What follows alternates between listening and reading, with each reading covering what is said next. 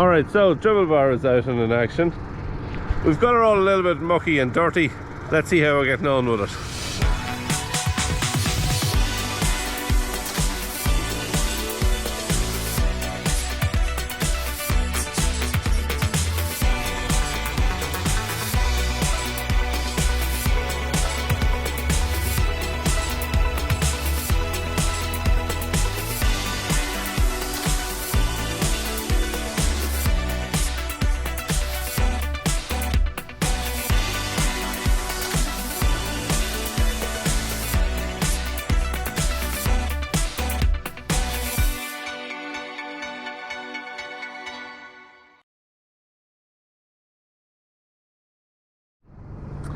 Alright, so you've seen at the start of the last video, we got our slurry tanker kitted out with one of the new Mbe 9-metre dribble bars. So we had a complete look around it at the time, but we hadn't got it dirty, we didn't get trying it. And all this week I've been spreading slurry. Some on grazing ground, but we've also been doing our silage ground as well. And we've got to put us through its paces. We've got probably around 70 acres or just over 70 acres of slurry out in the last number of days. And yeah, we're getting on very well with it. I've never used a dribble bar before, so it was a little bit of a just getting used to it period for the first number of loads. But yeah, very easy and very user friendly. No issues at all with it, and got used to it fairly quickly. Yeah, so it's a wee bit mucked up compared to the last time that you've seen it. Haven't had any issues at all with it. Haven't had to use the splash plate at all. The splash plate has been redundant. It's all the slurry has been put out with the dribble bar, which is what you want to see. The only thing that I was caught out a little bit, one of the tanks was a little bit thick and I had to add some water to it, so it was fairly full, so I had to take a couple of loads out of it anyway. I mixed it, took a couple of loads out of it. It was a wee bit thick for coming through the dribble bar, so I think it took maybe 3 loads out, 3 loads of water in, give it a mix, and it thinned it down enough to be able to use it. So that was the only thing really that you have to watch for. The slurry does have to be a little bit more watery than maybe what it would normally be. If you're on a dairy farm or something like that, where you have a lot of washings going in, it'll never be an issue. But on a beef farm, you know, slurry can tend to be a little bit thicker, and you just have to watch out for that. But no issues at all.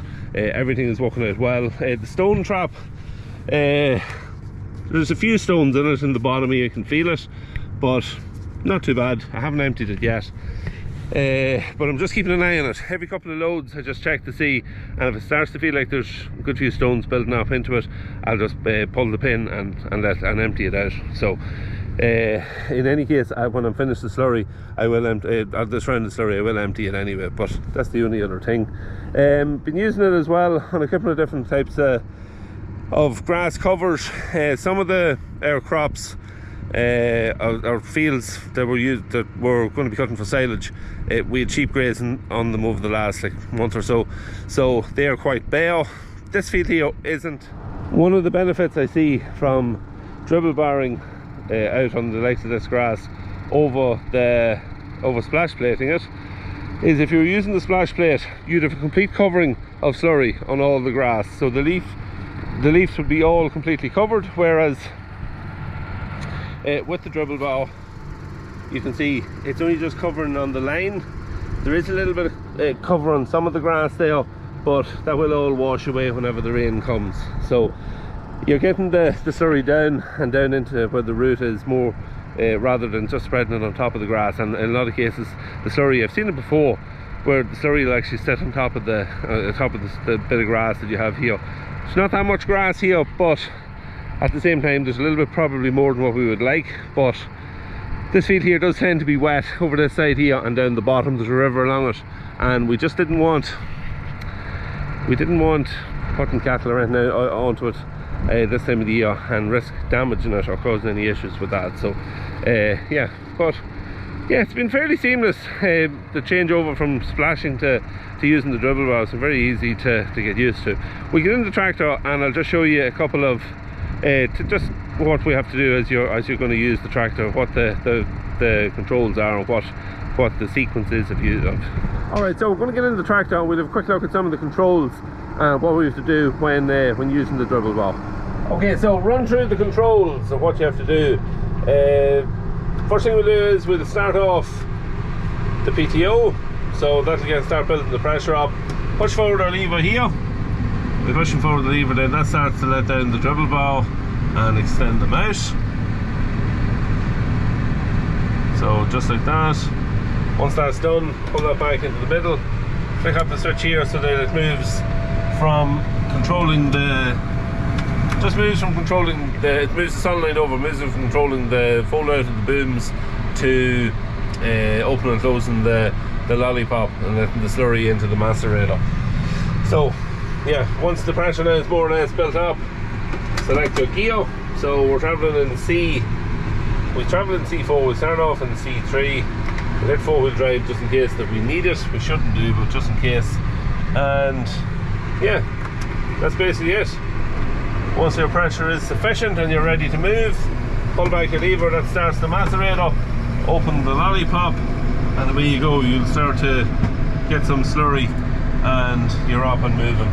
We're aiming to put on the slurry at a rate of 2,000 gallons to the acre, and to achieve that you have to travel at around 9 kilometers an hour. So yeah, look, it would depend on the slurry. If the slurry was a little bit thicker and it was coming out a little bit slower, then obviously you would be able to travel a little bit slower. But just the type of slurry that this is quite watery in this tank here, and you do have to travel on a little bit harder. I'm just watching here where I'm driving, but yeah, that's the only thing you just always have to keep an eye on the slurry, and every number of loads you want to be checking roughly how much ground you're covering with your tanker, with the full of your tanker, just to make sure that you're still applying it at the correct rate.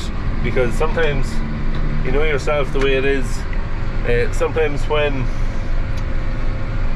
you start going down in the tank, some of the tank maybe could be a little bit thicker on one side than the other, especially if you've added water. You can sometimes just run into a thicker part of the tank. I've noticed that, especially if you have fairly big tanks. So you always have to just be mindful of that. But apart from that, it's very, very straightforward, very simple. Once you get used to then the distance to drive out, so that you have your slurry dribbling out just next to where the last run ended. Once you get used to the distance, it's very, very straightforward. It's probably going to be easier to keep that distance than if you are splash plating, because unlike when you're splash plating, if it was a bit windy, the wind could be blowing the slurry a little bit one way or the other, and with the dribble bow it's more consistent. It's just landing in that same place more or less all the time. The only thing that could change it if you're on hilly ground and you just happen to maybe move a little bit one way or the other, the tubing that the slurry drops down through, it could move slightly in the grass or on the hill a little bit, but it's not going to move much. It moves a couple of inches either way, and it's usually only just you straighten back up. But yeah, no, it's very, very straightforward. As I say, dribble bow is just working absolutely perfect. I had no blockages. I had no issues whatsoever. Not from the first load of slurry went in through it. I never had one issue at all, which is just fantastic. Because you do hear of stories with dribble bars and them causing issues and blockages and all that kind of stuff. Not one issue at all. Local contractor was asking how we were getting on with it, and the one question he asked was, did you have to splash plate anything yet? And the answer was no. He says that answers it all. If you hadn't to change over to splash plating, then things is working well. So yeah, couldn't be happier with it. Mbe Dribble bow, absolutely fantastic bit of kit, and yeah, really enjoying using it. Alright, so going to do a voiceover on this part of the video rather than adding music to it, and just a bit of drone footage now of the dribble bow working, so you get a little bit of a view of it. The usual problems here, trying to fly a drone and tractor and do everything at the one time, so yeah, just not easy. I should have been moving here before I opened the hatch, and I wouldn't have left that little pile of slurry there at the back, but not the end of the world. Yeah, we're putting in a lovely even coat of slurry here. Not as much grass cover in this field. as the field that we were in at the start of the video. This field was eaten down by sheep over the last number of weeks, so they've just recently taken off it, and it's nice and bare, and just a nice order now to receive the slurry, and you'll have a lovely fresh growth of grass coming up for our first cut silage. So yeah, as I mentioned, 2,000 gallons to the acre is what we were aiming to put down, and yeah, that's a nice cover in a slurry. You can see here I kind of veer in and out a little bit too far in a couple of places, I think, just with trying to fly the drone and drive the tractor at the same time, but that's the joys of it. But yeah, look, Dribble Bar is working extremely well. Very, very happy with it, as I've mentioned. I'm really looking forward now to seeing how the grass performs now with the slurry dribbled out on it. Not as much smell, which is good. It's noticeably less smell when you're driving by fields that I've dribble barred in. So I'm hoping that the less ammonia that's getting released up into the air, it's going to make a big difference on the grass growth, and hopefully, especially with the cost of fertilizers and everything this year, it's going to reduce our fertilizer bill a little bit, because we're not going to spread as much chemical fertilizer as we usually do, and yeah, we'll see how it works out. I'm hoping that the dribble bar will help to compensate for the reduction in chemical fertilizer that we're going to spread. Yeah, but you can just see the tanker. It's putting a lovely even flow of slurry out. Much better than what you can do with a splash plate. Splash plate, sometimes you could have a little bit more, especially out towards the edges. It's a lovely even spread. And yeah, here we are finished, and we're just folding up. I'm going to head off for the next load. Alright, so a few other things going on the farm this week. We've actually had quite a busy week. We're taking advantage of all the good weather that we had. So what we're doing is, this is the field back, you might remember towards the end of last summer, we did a bit of clearing in it, and the plan was to clear up those old bushes and a couple of rotten trees. A couple of them had already fallen down, to kind of clear it back, strip whatever topsoil we could back of it, and try and locate what the problem was, why it was so wet. It would be tend to get a little bit of flooding over the winter, but not that much. It always stayed wet, even in the summertime. And what we found was, when we started doing a bit of digging and scraping, and we located just actually straight below now where we're looking in, a couple of springs. So just done a couple of wee channels in it, and what it done was it directed the water, or the springs, straight down into the river, and a lot of the area has now dried up around those springs. So we have a bit of drainage work to do there. We'd have to run a few lengths of land drain into it. We'd have to put some stones into it.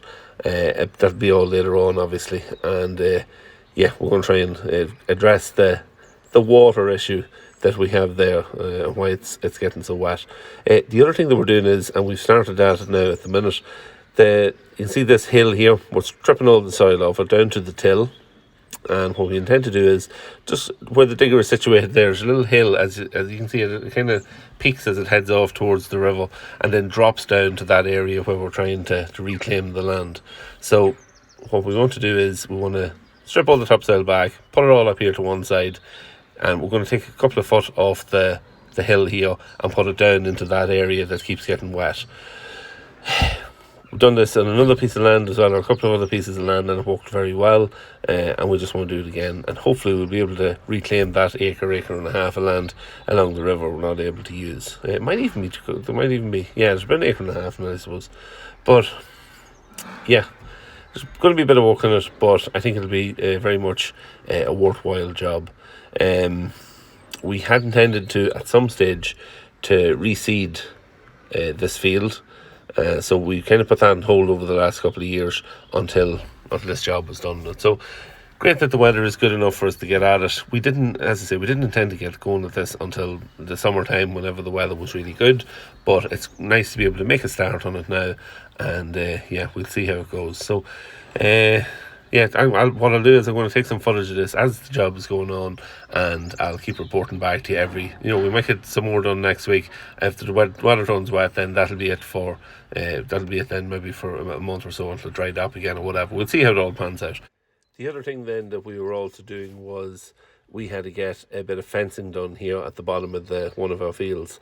So along this stream, the posts all rotted away as they do. The fence is probably up 20 years or whatever, and yeah, we could put a whole new row of posts in on the existing fences there. Some of the old posts are still there, but we just might put a post in alongside it, or if it was rotten we took it away altogether. So you'll see there's a mix of old posts and new posts there, but the fence is now well strengthened up. A lot of the wire was actually okay. It was all that treated wire, so it was okay. We did replace any bits that needed replaced, so good job has been done on that.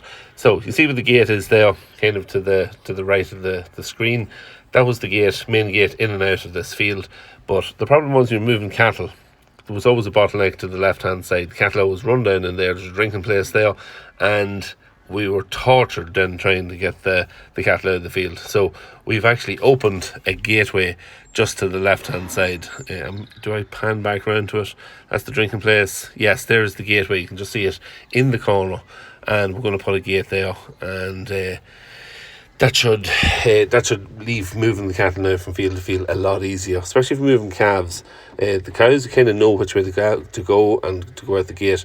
Calves would always veer into the corner and they'd be standing there and run back up the field, a mess. So that's it. Just fly the drone back up to the yard here. I was just in the middle of filling the tanker. So yeah, that is it. So that's it. That's kind of a catch up on what's going on at the minute. Slurry is now finished for probably about a week or so, because all the silage ground is now done. The grazing ground that has to be done at the minute is all finished up, which is great. And yeah, we're just caught up for now, but we will have 50 acres of hay ground to do. We'll probably do that maybe in about a week's time. And we also have some more grazing to do. As cows graze the grass at the minute that they're on, we'll be slurrying that just as we're moving them on to different paddocks. So yeah, that's the cows and calves that we have outside. Speaking of the cows and calves, I think we had 3 calves in the last week, so calves has kind of slowed down a little bit. We've about 30, I think there's about 32 calved roughly. We had 1 casualty. That was a calf that was born about 10 o'clock in the morning. Drank the cow a couple of times during the day. We seen him drinking. That evening, given the treatments for crypto, and he drank the cow again about 8:30, but was dead the next morning. Couldn't really understand it. Look back, it was on camera. Look back on the camera system, and he got up around 11:30, moved from one side of the pen to the other. Bit of a stretch. He was walking around, seemed okay, but he lay down. He never got back up. He was dead the next morning. So must have been some wee thing wrong with him, and yeah, just died. But you get those things sometimes from time to time. But keeping the crypto well under control.